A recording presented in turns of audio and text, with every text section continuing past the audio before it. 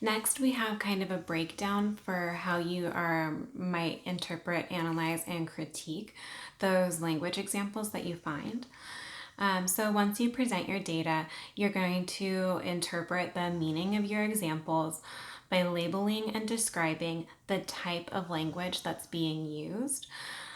So just try and classify and label what is this language an example of? Is it a metaphor? Is it a slang? Is it an evaluation term? Is it a greeting? Is it a like a congratulations? Is it a type of insult? What kind of language is being used?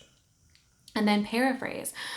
So just objectively, surface level meaning, what message is being expressed by this word. And that can be especially helpful if you're using like a technical term or a term that people from outside of this speech community might not understand. So paraphrase it so that all of your readers have an accessible understanding of what that word is or term. And then talk about the rhetorical impact. How is this word appealing to emotions or logic or authority in some way? Talk about the syntax or the word order. So especially we might be able to uncover the logic or the reasoning pattern just by looking at the syntax.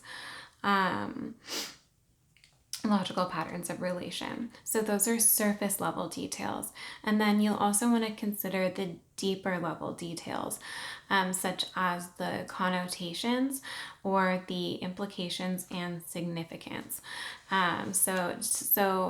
Interpreting the surface level is to give everybody an equal understanding of the word.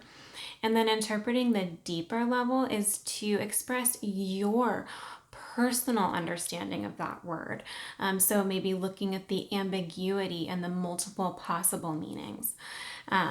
Or, what is being communicated in like a hidden or an unspoken way. So those are the connotations. And then after you tell us the layers of meaning, you'll want to analyze. And analysis is how you connect it to a larger significance or like a larger importance. So after you explain the layers of meaning, analyze the impact of those language habits on thematic topics of social reality and linguistic determinism. So those are our two kind of our larger significances of this paper. So ask yourself, what kind of reality does this language pattern seem to construct? You might remember from Mac Halliday, we pre-read his article, but even just in those topic sentences, you can glean most of his argument saying that, language and conversation, especially metaphor, is how we construct our sense of reality in a shared and social way. So what kind of reality do these language patterns seem to construct? How does it seem to impact the group's perception of the world, or how does the group's perception of the world seem to impact the language habits? So what are their values? What are their concerns? What are their fears? Use that creative thinking to analyze deep into the meaning. What are the problems or downfalls of this language pattern? What are the benefits or the positive influences?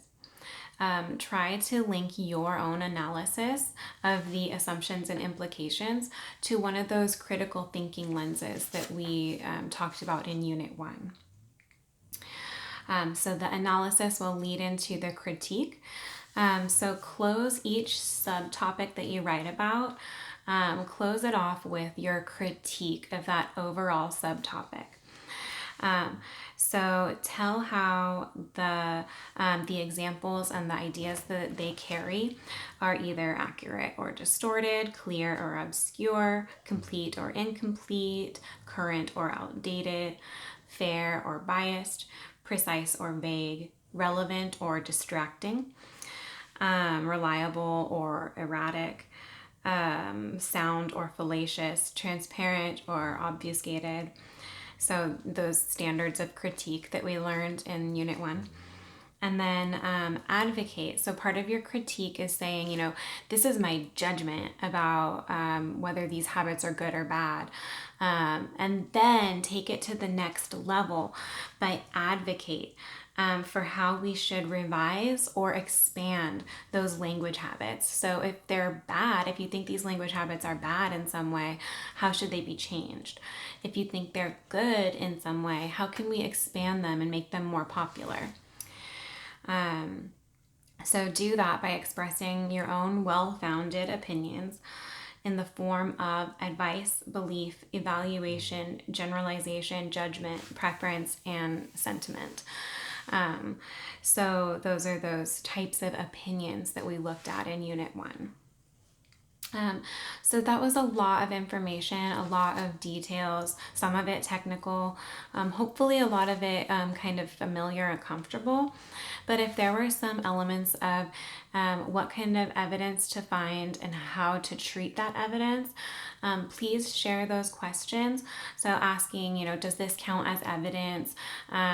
Does this action count as interpretation or analysis or critique? Where can I find a review of some of this information?